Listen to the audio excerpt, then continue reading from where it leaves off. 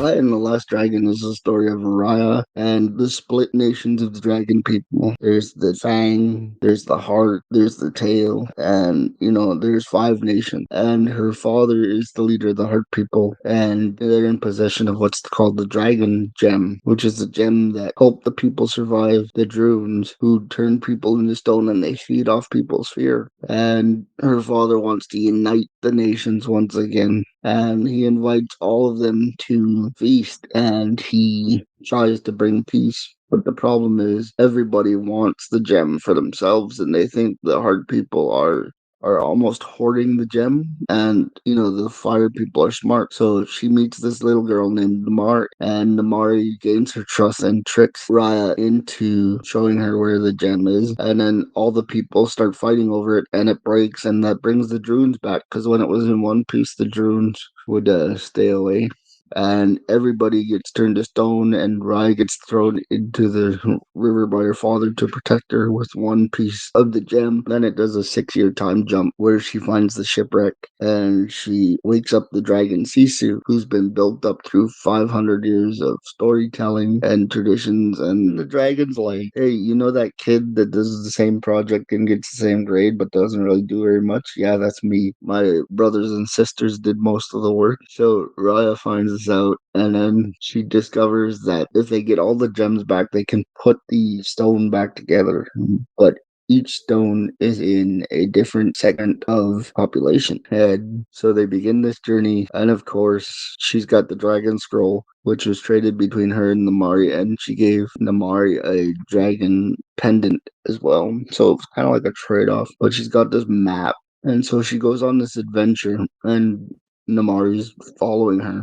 And she meets Boone, who's on the boat as she's trying to get away from the fire people. And Boone helps her get away with the help of Sisu, who's the dragon, who at this point doesn't know what all the powers are. Or she knows what the powers are, but she doesn't have them. Because each part of the gem has a specific power. And Sisu is a water dragon. And as they're collecting these pieces, she begins to, I'm a shapeshifter, I'm a cloud, I can do all these things, and these are the powers of her brothers and sisters. And as this journey continues, we now learn more and more about these Drunes who turn people into stone, and they're afraid of water. So one village has their houses built on water, another village has their village protected by a canal. And if you enjoy this content, like and subscribe.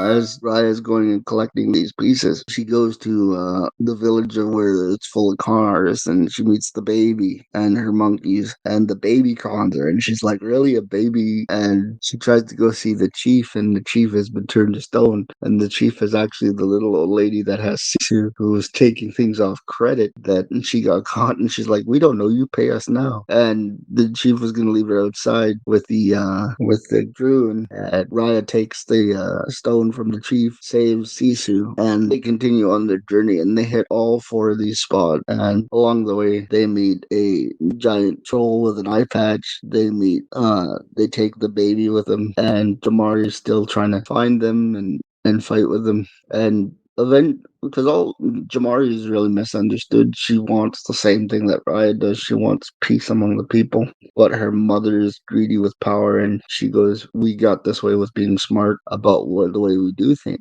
But then Jamari convinces her mother that she can gather up the pieces with the stone, take out Raya, and restore the people, and they'd be in possession of all the stones. And her mother grants her the army, because at first her mother doesn't want her to risk her well-being, obviously. And so her and Raya have a clash. Sisu turns into she's a shapeshifter, so she can turn into a human. She can be the dragon, and she's watching this battle ensue. And they've got 4 of these gems now, and they're waiting for the last one. And by this point in the story, Raya is trying to explain to Sisu that she doesn't trust many people. She doesn't. My father blindly trusted people, and look where it got him. And she goes, the world is broken.